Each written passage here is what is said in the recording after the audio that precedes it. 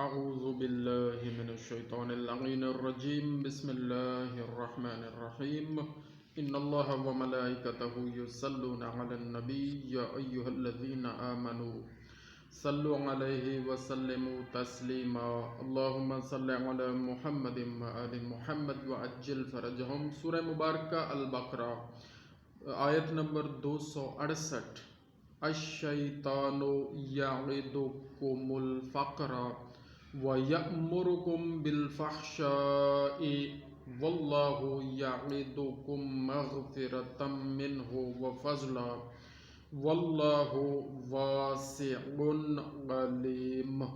شیطان تمہیں اندیشہ دلاتا ہے کس چیز کا؟ محتاجی کا، اور حکم دیتا ہے بے حیائی کا۔ خوف دلاتا ہے کہ تم محتاج ہو جاؤ گے، اللہ کی راہ میں خرچ نہ کرو۔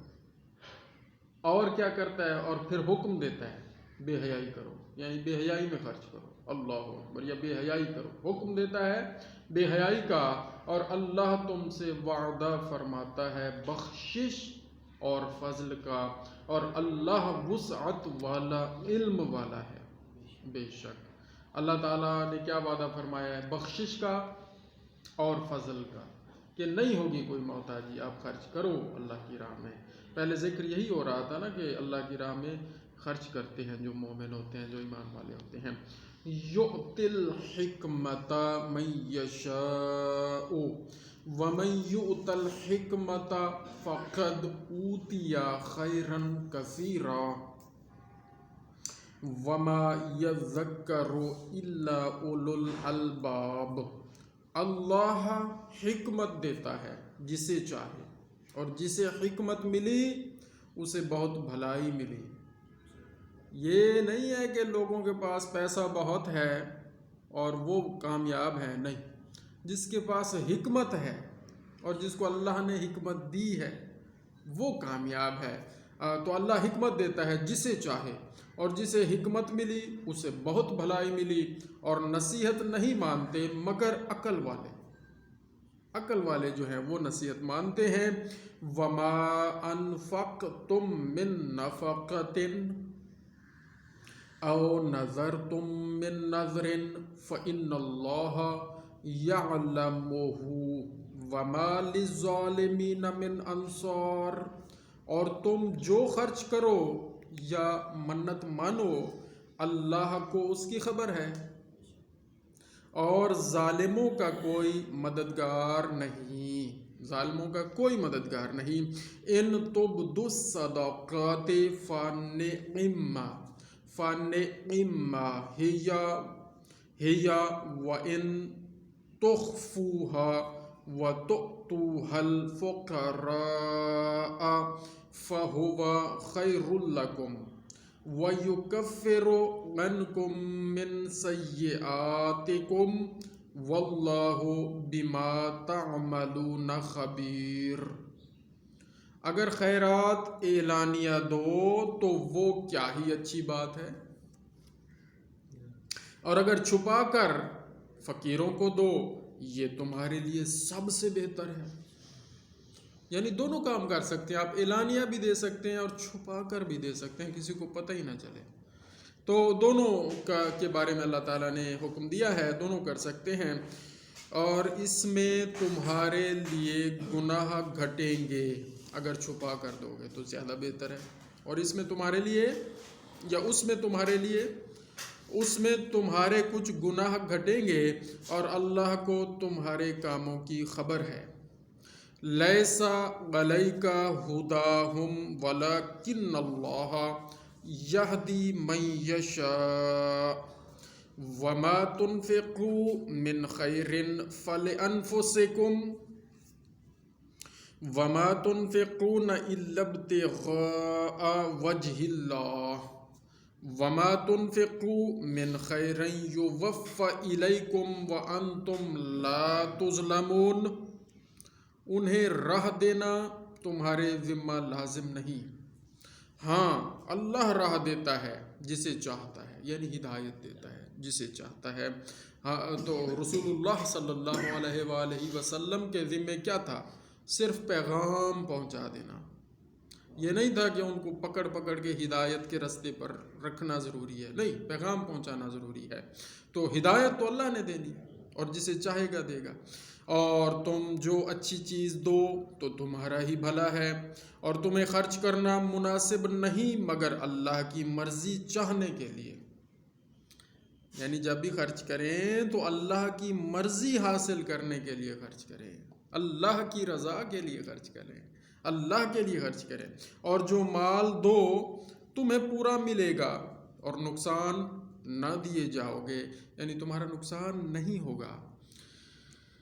حق ہے للفقراء الذین احصروا فی سبیل اللہ لا یستطیعون ضربا فی الارض یحسبهم الجاہل اغنیاء من التعفف تعرفهم بسیماهم لا یسألون الناس الحافا وما تنفقوا من خیر فإن اللہ بہ علیم۔ ان فقیروں کے لیے جو راہ خدا میں روکے گئے، زمین میں چل نہیں سکتے، نادان انہیں تمنگر سمجھے بچنے کے سبب تو انہیں ان کی صورت سے پہچان لے گا۔ لوگوں سے سوال نہیں کرتے کہ گڑ گڑانا پڑے، اور تم جو خیرات کرو اللہ اسے جانتا ہے۔ اللہ اکبر، یہ سمجھنا پڑے گا، یہ ذرا ترجمہ بامحاورہ نہیں ہے تو ذرا سمجھنے میں مسائل ہوتے ہیں۔ ان فقیروں کے لیے جو راہ خدا میں روکے گئے، زمین میں چل نہیں سکتے، نادان انہیں تمنگر سمجھے، یعنی کہ کچھ فقیر ایسے بھی ہوتے ہیں جو مانگتے نہیں ہیں اور ہاتھ نہیں پھیلاتے، بھیک نہیں مانگتے، اور ہم جیسے لوگ سمجھتے ہیں یار ان کے پاس سب کچھ ہے تو ہم بھی ان کی مدد نہیں کرتے۔ تو اللہ تعالیٰ وہ توجہ دلوا رہے ہیں ہم سب کو کہ ان لوگوں پر توجہ کریں، نادانی نہ کریں کہ وہ شرم شرما میں یا عزت نفس کی وجہ سے ہاتھ نہیں پھیلاتے، بھیک نہیں مانگتے، لیکن ہیں تو غریب، تو ان کی مدد خود بخود کریں، بغیر ان کی بجائے کہ وہ پہلے ہاتھ آئیں پھیلائیں مانگیں، آپ خود سمجھیں، ٹھیک ہے نا، غور کریں، ارد گرد 10 15 20 گھر ہی غور کر لیں، یار کوئی بندہ اتنا غریب ہے، اس کے واقعی روزگار میں بھی کمی ہے، مسائل ہیں، اور خود بھی بیمار ہے یا غریب ہے یا اس کے مسائل ہیں، تو چپ کر کے اس کی مدد کر دیں، ٹھیک ہے نا۔ بڑے ہزار طریقے ہوتے ہیں مدد کرنے کے، تو وہی ہے، مجھے یہی سمجھ آ رہی ہے۔ الذین ينفقون اموالهم باللیل والنہار سرا وعلانیۃ فلہم اجرهم عند ربهم ولا خوف علیہم ولا هم یحزنون۔ وہ جو اپنے مال خیرات کرتے ہیں رات میں اور دن میں، چھپے اور ظاہر، ان کے بارے میں اللہ تعالیٰ فرما رہے ہیں ان کے لیے ان کا انعام حصہ ہے ان کے رب کے پاس، ان کو نہ کچھ خوف ہو نہ کچھ غم، یعنی کن لوگوں کو خوف اور غم نہیں ہوگا، اس دنیا میں بھی نہیں ہوگا، آخرت میں بھی نہیں ہوگا، جو اپنے مال اللہ کی راہ میں خرچ کرتے ہیں۔ کب کرتے ہیں؟ کبھی رات کے وقت، کبھی دن کے وقت، کبھی چھپے ہوئے اور کبھی ظاہر۔ اور یہ آیت مبارکہ بالخصوص مولا علی علیہ السلام کی شان میں آئی ہے۔ ایک دفعہ آپ کی خدمت، آپ کے پاس آپ نے بڑی مزدوری کی، آپ مزدوری کرتے تھے اور 4 درہم کمایا آپ نے، تو اللہ تعالیٰ کی راہ میں آپ نے 1 درہم رات کے وقت خرچ کیا، 1 درہم دن میں خرچ کیا، 1 درہم اعلانیہ خرچ کیا ظاہراً، اور 1 درہم چھپا کر خرچ کیا، اور پھر یہ آیت آ گئی، ان کے لیے آیت آئی، اور رسول اللہ صلی اللہ علیہ وآلہ وسلم نے مسکرا کر مولا علی علیہ السلام جب آئے تو بیان کیا یہ آیت آئی ہے۔ تو یعنی یہ وہ ہستیاں ہیں جو پہلے عمل کرتے تھے پھر آیتیں آتی تھیں، تو ہم فرق دیکھیں، ہم کون ہیں، ہم کون ہیں. ہمارے لیے آیتیں ہیں، ہم نے ان کو پڑھ کے عمل کرنا ہے، ان پہ عمل کرنا ہے. اور وہ ہستیاں کون تھی جو پہلے کام کرتے تھے، عمل کرتے تھے، پھر ان کی شان میں آیتیں آتی تھیں. یہ فرق دیکھ لیں. تو اہل بیت رسول کا یہ ہے مقام. آخری آیت پڑھتے ہیں اور یہاں پر مکمل کریں گے. الذین یأکلون الربا لا یقومون الا کما یقوم الذی یتخبطہ الشیطان من المس ذلک بأنہم قالوا انما البیع مثل الربا وأحل اللہ البیع وحرم الربا فمن جاءہ موعظۃ من ربہ فانتہی فلہ ما سلف وامرہ الی اللہ ومن عاد فاولئک اصحاب النار ہم فیہا خالدون.